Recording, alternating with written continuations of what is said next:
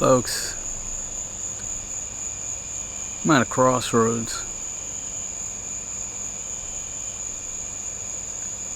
I don't even really know what the purpose of this video is.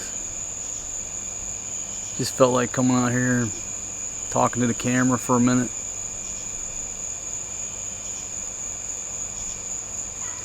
You know, just have some time to think about a lot of things. And what's today? Today's Friday night, so yeah, I haven't had anything to drink since last Sunday. So, you know, time to get off the booze for again for a while. When you get off the booze, that's when you start thinking about things. And for a lot of people, that's why you're on the booze, because there's too much to think about, shit you don't want to think about. So that's why you drink. You know, it's a little escape from reality, escape from the problems, escape from your thoughts, from worrying about things. But you know, if you're a hard drinker, as I say, every now and then you got to go on a check ride. You know, dry out. Let your body dry out. Make sure you're still in control of the booze. The booze is not in control of you. And in addition to making sure that you're physically in control, it gives you time to think about things. And you realize what drinking all the time does. It kills time. So it's like you never have time to do anything, because you're either drinking, you're in a state of drunkenness, or you're hungover the next day. It burns a lot of time. And then when you come out of it and you dry out, you realize, holy shit, I got a lot of time. You start getting things accomplished. You start catching up on stuff you've been putting off. And then you start really evaluating issues, problems, things in life. So anyhow, I quit drinking this week. Stay off the booze for a while. But, you know, I just started thinking about some shit, you know, and kind of find myself at a crossroads. And it has to do with, you know, living as an expat, living out of a suitcase, bebopping from this place to this place in the Philippines, Thailand, Southeast Asia. I've been able to do it, you know, I've been able to do it for almost a decade because, well, I haven't had any kids.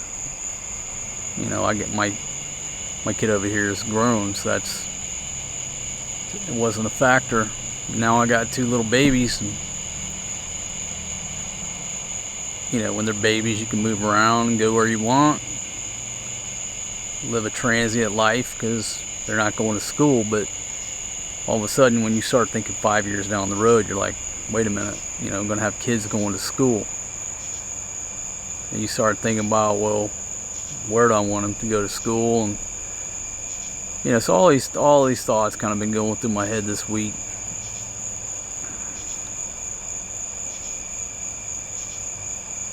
You know, it's kind of strange, because when you leave the States, you realize how much more freedom you have in other places. And you have that freedom, except when you don't have that freedom. Other places are subject to sudden changes at any moment. You know, the past decade I've lived through military coup, martial law.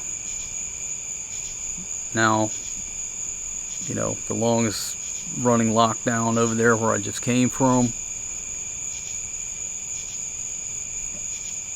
And so it's like when you step outside your home country, especially when you're from the West, you're taking a risk. It's going to be extremely free, or you can be extremely not free. Whereas in the States, you're sort of like barely free all the time, but it doesn't go across that line, except maybe if you're in fucking New York right now. But I've been thinking about a lot of things, and one of the things I've been thinking about, you know, is where I want my kids to go to school, where I want them to grow up, and what environment. Yeah, the Philippines, the people there, wonderful people, very family oriented. I love that about the culture, about the Asian culture in general. Big on family. Where, you come to America, a lot of families, you go to grandma's house every Christmas, and you don't even want to be there. Quite the opposite when you leave the West. I'm not saying everybody's like that, but a lot of us in America, families in America, we're too busy chasing money, chasing jobs, career opportunities, that family kind of takes a back seat. So it's like, what's the best situation? So I've been weighing a lot of things out, living in the Philippines. Well, I mean, where do I begin? Say we move back to my wife's village, right? They're just simple country people. Sort of like my family's background, poor rednecks. We're all poor rednecks, just in different sides of the world. But the culture's a lot the same, Work hard all day, come home at night, get drunk. Drink beer. On the weekends, barbecue, drink beer. So like, what if I take Forrest G and raise them in the village? Well, what do all the men in the village do? They work in the sugar cane all day, come home at night, drink kalafu till they pass out. I'm not casting stones. Like I said, I'm a redneck. A lot of people, poor people, the world around, we're all the same, right? Simple, basic things in life. So is that an option? Is that a good option? He's going to be raised around family members who love him. But let's be honest, the men in the village don't set a shining example of forward thinking, a long planning horizon, trying to set up some type of business, make money, improve the village, etc. They got a routine. Work hard all day under the hot sun in the sugarcane fields, get drunk at night. A lot of it don't change. So when I think about that option, all of a sudden it doesn't look so, it doesn't look so appealing. It looks more appealing to go visit family for, a couple weeks at Christmas time. Let them go spend a couple weeks in the summer with grandma and grandpa. But growing up in that environment every day, all of a sudden it doesn't sound too appealing. So then you're like, all right, well, what's the other options?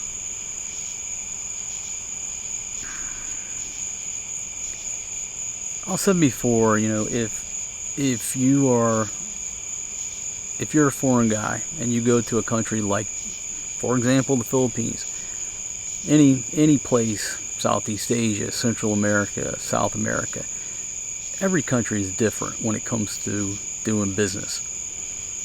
And most people, they leave their country, wherever they're at in the West, they go to a country they know nothing about. They try to engage in some type of business, and they end up losing their ass. That's the typical story. The guys who stay and actually make a business out of it, and they actually stay in business, those are really the success stories. Because as a foreigner in another country, you go into business, put it in your wife's name, or you put it in your name, or you buy property, it's in your wife's name, what have you. The minute she gets pissed off at you, you're out of there. There's no recourse. You can pay a lawyer, but locals aren't going against locals, and once their family isn't with you, they're not with you. It's time to go. So you end up losing most of your money.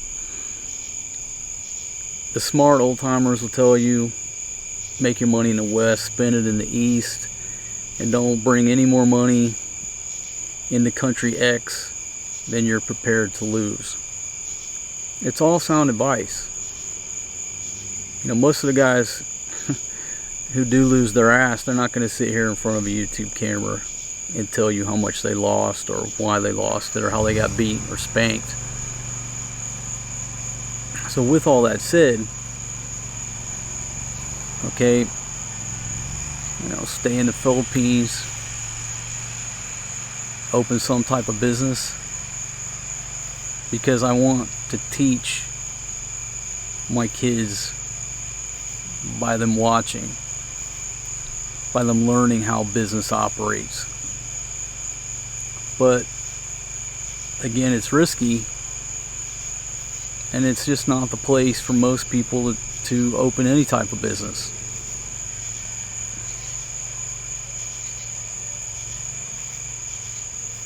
Any country you go to, business, who said it? I think it was Guy Kawasaki said that business is a game. And it's a game played with lawyers, politicians, and accountants. Maybe he said bankers too. But it makes sense, right? It is a game. And you play with those three players. Those three types of players. But the problem is with the foreign guys trying to go in business somewhere else, it's very easy for you to lose if you fall into the bad graces of politicians. All of a sudden your business is doing much better than the politician's family's business is doing. It's easy for you to get put out of business with no recourse. And again, with all that said, I guess what I'm trying to say is, I'm sitting here at this crossroads and I'm thinking, how do I teach my son about international business, real estate,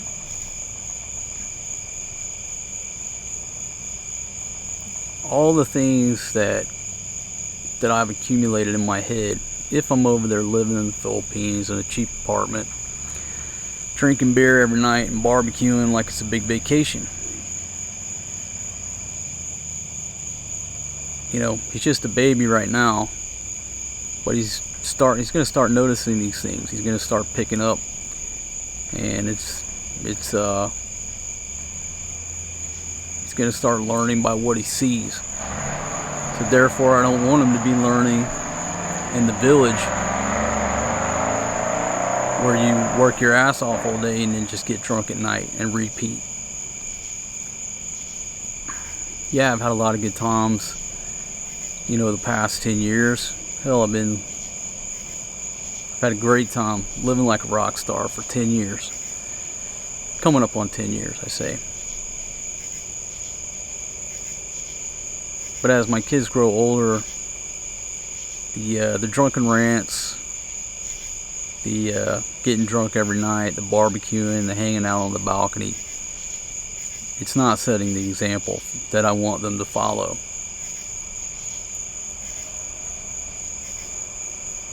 Yes, I'm in the entertainment business. YouTube is the entertainment business.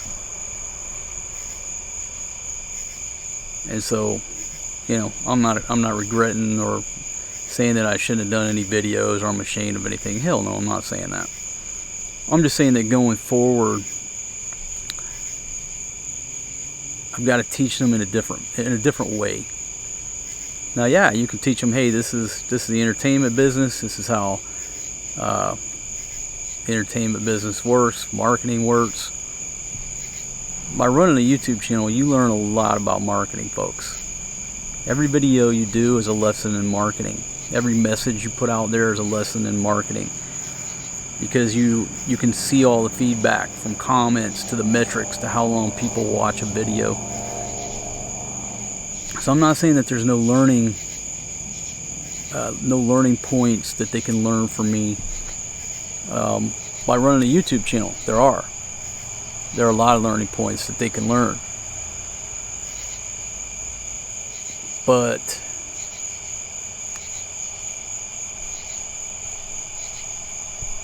I'd rather them learn on a bigger level, on a higher level. They need to learn everything about business, about how to run a business, how to start a business, how to deal with the bank, how to deal with lawyers, how to go to the damn courthouse and get a building permit, everything. You know, how to build a spreadsheet that shows you the numbers right there in front of your face, little things like that. So the Crossroads,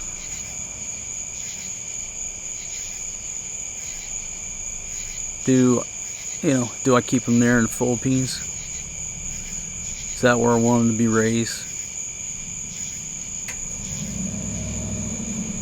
Southeast Asia. It's a wonderful place, wonderful people. But it's where I prefer to be, because I learned a set of goals by growing up in America. Not goals. So I learned by growing up in America.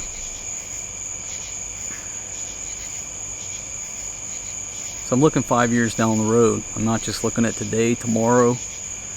I'm looking at 5 years down the road. You know, where do I want my kids to be when they start school? How do I want them to grow up? What type of school system? And what do I want to teach them?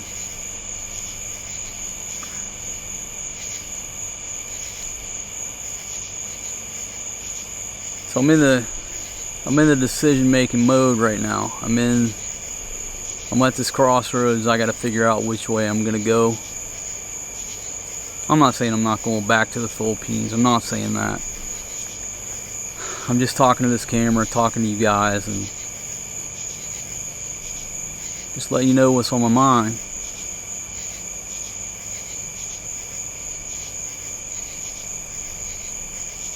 But for the time being, I'm off the booze, and it's time to take a break. And I'd also like to give a big shout out to my buddies. No reason to name you, but I got a buddy who's 90 days sober. Like, been drinking for years, but if I could just decided to quit, I hadn't had a drink in 90 days, living life. So shout out to you, man. Congratulations. And folks, don't think that I'm coming down on anybody who drinks a beer. Come on. But sometimes you got to take a step back. It was time for him to take a step back. It's time for me to take a step back. Get some clarity. Dry out for a little while. Make some decisions. And figure out which way I'm going to go.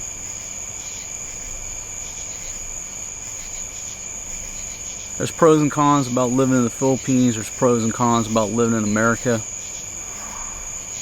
But I'm just kind of looking at the end result, that when my kids are 18 years old and they graduate from high school, what mindset do I want them to be in? And it's sort of like a hybrid. I want them to value family, you know, as much as folks in Southeast Asia do, in the Philippines. I want to have that tight family, that closeness. But at the same time, I want my kid to know business. I want him to know how the world operates. I want him to know how business in America operates. And if he grows up in the Philippines, he's not going to get exposed to that. That's the difference. You know, most, well, that's just my point right there. So you kind of see where I'm at. And I realize that the lighting probably went down. You can barely see my face here. I don't know if I can lighten that up in post, or I just can this whole video. I don't like doing retakes. I don't do retakes, so if it's too dark, if I can deal with it. I was actually out here earlier. Beautiful lighting. You got the crickets in the background. And then this old joker down the street fires up this zero-turn mower. He's white-haired. He's probably 75 years old. And he was driving this damn zero-turn, I don't know what it was, a Skag or a Toro. He was driving that damn thing like he stole it. And so I figured he was just going to cut the little part of the backyard. Hell no, man. That joker went way out into the lower 40. He just kept mowing. So by the time he shut the mower down, hell, it was already getting dark on my camera. But sometimes when you get in that mood and you just feel like talking, you got to go with it. You got to go with it, or all those thoughts leave your head. 'Cause that's where I'm at, folks. You know, number one, on the wagon, off the wagon. You've heard me say this many times, and I forget. Everybody explains it to me every time, but I can't remember if I'm on the wagon or off the wagon. Basically, I'm off the booze. Time to dry out. At a crossroads as to which way I want to go. You know, my old lady sent me this picture of Forrest G looking out the window, looking out the glass window, and you know, it looks like what's going through his head is like he wants to go outside and play, but he can't. He doesn't understand it. He doesn't understand why he can't go past those glass doors and go out into the world. And so, you know, for 6 months of his cognitive life, he's been locked down in that apartment. And trust me, he's got it better than most people. He's not being abused. He's not hungry. He's getting a bath every day. He's got some sunshine on the balcony, fresh air on the balcony. But if they literally step out into the street, you got barangay people yelling and threatening to, you know, cause you problems, charge you money. That's excessive. That's just excessive. And it's like, how many more times is that shit gonna happen?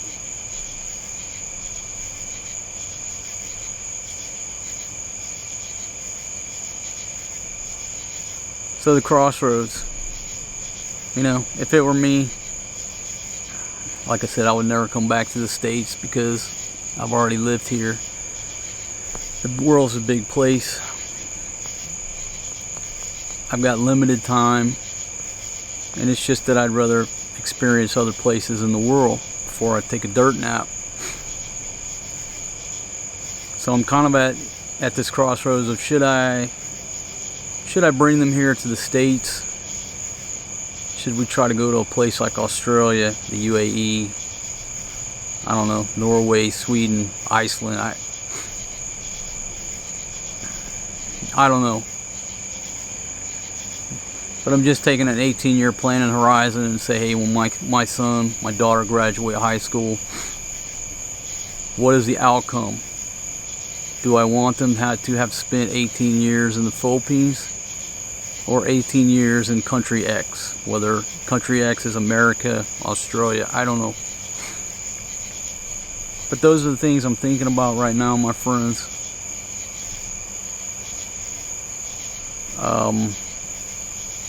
And it's an appropriate time to be thinking about it. It's an appropriate time to quit drinking. It's an appropriate time to start thinking about these things. And that's where I'm at.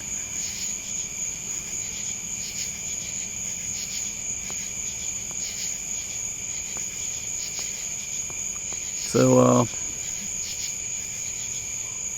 got a million other thoughts going through my head, but bottom right hand corner of your screen, if you're not a subscriber, click that little graphic there.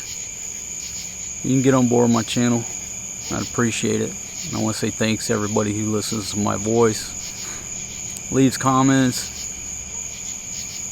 watches our videos. We certainly appreciate it. So yeah, folks, that's just what I'm thinking about tonight. So thanks for listening to my voice. And I'll see you guys on the next video. Hope you have a great evening, morning, wherever you're at on this beautiful place we call Earth. And peace out, my friends.